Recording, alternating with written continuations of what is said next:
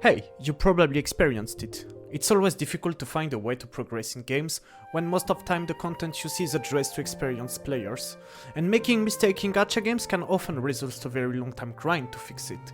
And this is why I'm here for you, to guarantee you the smoothest progression to see future with less anxiety about your fear to break your account or bad pull decisions.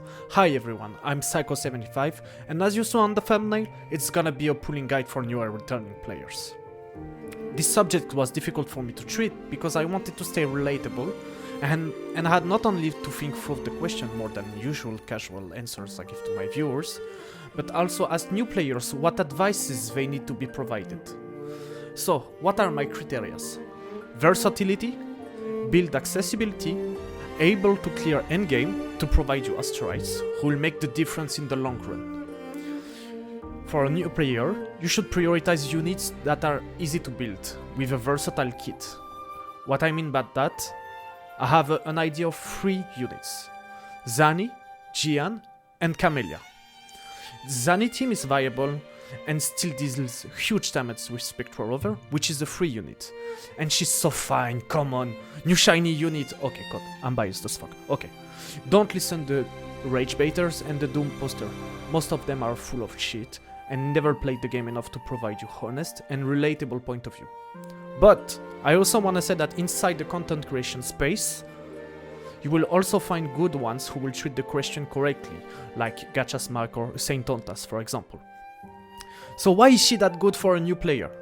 She does AoE damage for WutheringWaves, exploration, etc., and huge solo targets for TOA or boss or holograms. And the more I think about it, the more I think that she should have been the first banner of 2.0 instead of Carlotta for this reason, those particular reason. In second, Jian, our general, the one and only OG. Is slightly more focused on AoE, but since day one he proved many times that TOA is not a problem for him. His best in slot is Mortify as a 4-star unit and also very accessible to have and build. And Camellia, oh come on, she's her! The perfect example of versatility and accessibility. Not only she has 2 stances, one for single target, the other one for AoE, perfect for all type of content, but she's very accessible when you compare her to best in slot support. Indeed, the difference between Sanwa, a 4-star unit, very accessible, and Rocha is barely noticeable, and this is why I skipped her by the way. You see a pattern. Yes, all of them provide everything with low resource investment. I want to highlight that because you only have to farm 5 eco sets in a team for these 3 teams. Let me repeat, 5 eco sets for 9 units. You will save a ton of resource and time.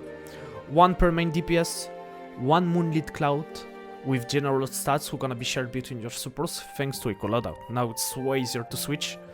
And 1 healing set shared across your healers if you have several ones. Now the tricky question, our returning player.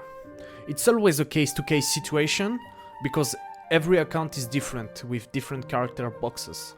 So my criteria are gonna be based on the following question. What units fills the most slots in incomplete or non-optimized team? Without an ounce of hesitation, Jedger would be my first answer. Now for real. Best in slot support for Carlotta, excellent support for Jinxie, very decent resonance skill boosts and damage boosts with coordinated attack set for Changli.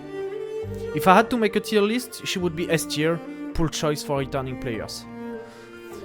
From now it's gonna be a little bit more contextual, more conjunctural situations. In A tier, I would say that Phoebe is an option because she's playable as main DPS with Spectral Rover, and later with Chachona, plus Rover in healing sets, and best in slot support for Zani. Brent is giga versatile, he can heal, shield, he can be a main DPS or a sub DPS for returning Changli mains who suffered enough with quick swap playing in. I got you homies, you can rest, it's okay. Okay? And on top of that, it's gonna be free Yinlin for Changli Yao if you have him to play Changli comp plus Changli Yao comp in WutheringWaves, which is giga viable, and To be honest, Shangli Yao is underrated. He does shit ton of AoE damage, he's very interesting, he pulls very decent results. And the last chapter, Fun Enjoyer, my filthy cutie casuals. Pull what you want. Have fun, I love you, you're the best, you are the purse, the treasure of genuine fun and joy, hiding in the shitstorm of dramas in the gacha spell. I defend you, you're fun until the end, just enjoy. In the next video, it will be a weapon banner guide, because this subject is a little bit more complex and need a totally separate video. So stay tuned, you can catch me live on Twitch and YouTube every day from 10 PM to 2 AM CEST. Take care of yourself and your finance until the next video. Peace!